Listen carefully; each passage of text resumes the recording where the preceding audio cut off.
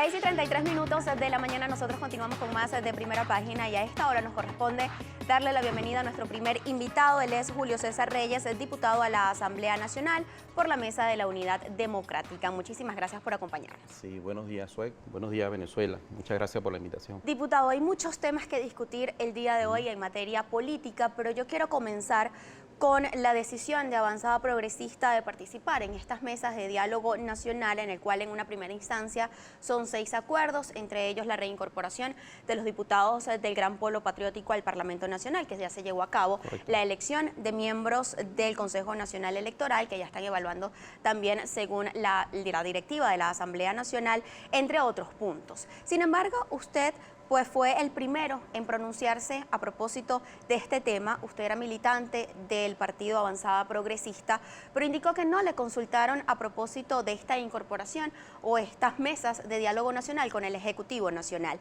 ¿Qué pasó exactamente días previos a la firma de estos acuerdos? ¿Por qué quizás no le consultaron a todos los militantes de Avanzada Progresista y más usted, que es diputado a la Asamblea Nacional, que se iban a reincorporar nuevamente a esta situación? Sí, bueno, muchas cosas allí. Nosotros creemos, o sea, nunca hemos satanizado el diálogo, negociación. Creemos que siempre será importante y en la política. Es más, hemos dicho que, y así lo considero, en mi criterio, el diálogo, por supuesto, Suec, es consustancial a la política. Mal no puede satanizarse, ya lo decía, el tema de conversación, de diálogo. En este caso, porque nosotros sabemos que el propio gobierno, cuando había la mesa de negociación auspiciada por el Reino de Noruega, decidió salirse cuando tenía que dar una respuesta a la propuesta que allí se le había hecho. Entonces, habían otras reuniones de la cual, en mi caso, yo no tenía conocimiento y muchos militantes no tenían conocimiento. Esas y otras cosas, ¿no? Pero son temas más allá internos de la organización política. En todo caso, nosotros, y reitero aquí nuestro compromiso con la Unidad Democrática, del cual pues formamos parte, del cual fui electo en mi estado Barinas. Recuerda que nosotros fuimos electos en una sola tarjeta, la tarjeta de la unidad. Ahí no hubo tarjetas de organizaciones políticas, sino una tarjeta.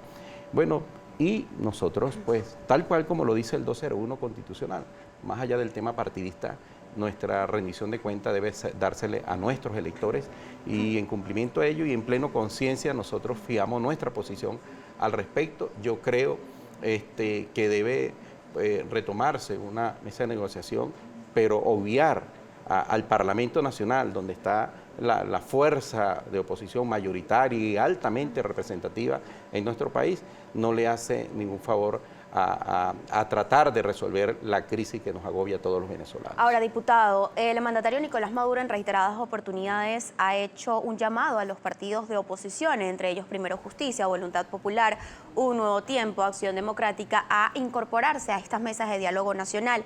¿Julio César Reyes estaría dispuesto a dialogar o a negociar con el Ejecutivo Nacional? Es que la Asamblea Nacional tenía nuestro representante. Allí está el diputado, que es nuestro segundo vicepresidente actualmente del Parlamento, el diputado Stalin González, en esas mesas de negociación. El que se retiró fue el gobierno. Pero en estas mesas de diálogo nacional no tiene ninguna representación de la Asamblea. Bueno, pero nosotros estamos esperando que el gobierno vuelva, se incorpore de donde se salió.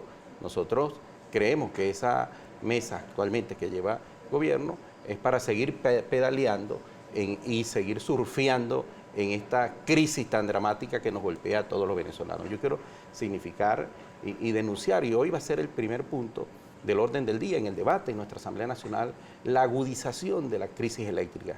Yo debo hablar como diputado por Barinas, el caos, la catástrofe eléctrica en la cual estamos sumidos los barineses. Yo creo que después del estado Zulia, actualmente uno de los estados que más padecemos los rigores de esta crisis severa es el estado Barinas, con cortes entre 12, 14, 16 horas por día.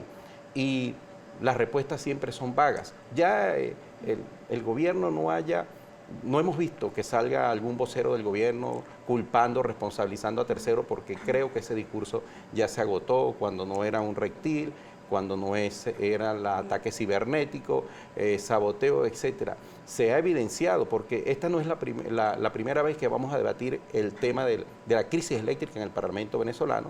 Se ha evidenciado que es producto a la gran corrupción evidenciada por demás, a las fallas eléctricas, a las faltas de mantenimiento, y nuestro estado Barinas creo que es punto de evidencia sobre ese caso. ¿Tú sabes cuántas plantas se habla de generación eléctrica en Barinas? Tenemos Planta Santa Inés, recién inaugurada hace 2 años, Peña Larga, Termobarranca, o sea, un sinnúmero de plantas, y que nuestra capacidad instalada no llega a los 60 megavatios, que tenemos una demanda en el estado de Barinas de 300 megavatios. Imagínate que nos aplica un racionamiento de más de 200 megavatios día. Eso es terrible.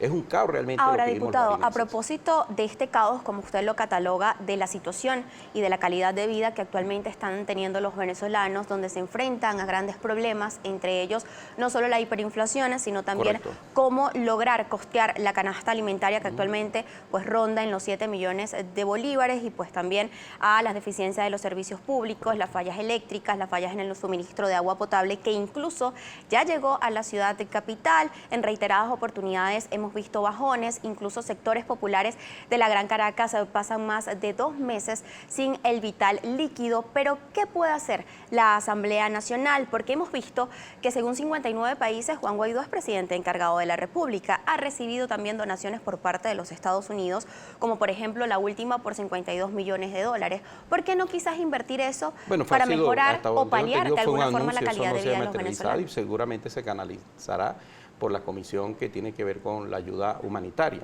En todo caso, eso es algo ínfimo con respecto a las inversiones que hay que hacer en todas estas series de necesidades apremiantes que tiene el país. Tú lo decías, no solamente es el tema económico, el tema hiperinflacionario, son el tema de los servicios. Te mencionaba aquí el caso que nos agobia y que es a todo el país, el tema eléctrico, pero están los otros temas de servicio, el tema de transporte, el tema del servicio de agua, el tema de salud, por amor a Dios. De tal modo pues que es un drama el que se vive. ¿Y tú preguntabas qué hemos hecho en la Asamblea Nacional? Hemos hecho mucho, hemos dado esos debates, hemos llevado a cabo propuestas, las hemos puesto sobre la mesa, diputado, de cómo ayudar, cómo coadyuvar para resolver ese problema. Bueno, pero ¿cuáles son estos resultados concretos o palpables que el venezolano esto es parte de que los grandes responsables de toda esta dramática situación tienen nombre y apellido, es el gobierno, porque ese desacato, lo sabe el pueblo venezolano, fue inventado por el gobierno. Eso no existe jurídicamente, y ya por este espacio habrán pasado juristas, especialistas, y te habrán explicado pues por qué eso es inconstitucional, por qué eso es irrito, por qué eso es ilegal. Ese desacato lo inventa el gobierno porque no le gusta desde un principio, desde el mismo momento, aquel 6 de diciembre del año 2015, cuando ganamos la mayoría calificada de la Asamblea Nacional, ya a los días siguientes comenzaron a maniobrar para no dejar que tuviésemos las 2/3 partes. Recuerda el caso de los diputados de Amazonas, y luego lo del desacato. ¿Para qué? Para no tener control administrativo, para no tener control sobre la administración pública, por los grandes hechos de corrupción en los cuales está inmerso el gobierno, y por supuesto no le conviene que haya un parlamento que investigue, que sancione, que revise. Esa es la gran verdad. Ahora, Julio César Reyes, ¿a qué partido milita hoy en día? Hasta ahorita nosotros no, yo no estoy ahorita en instancia formalmente en ningún partido, seguramente lo ocurrirá, y cuando sea pues lo anunciaré al pueblo general en el partido que me corresponda militar, pero en todo caso ahorita soy militante de la Unidad Democrática, que es lo más importante, y representando a mi estado Barinas en el Parlamento Nacional.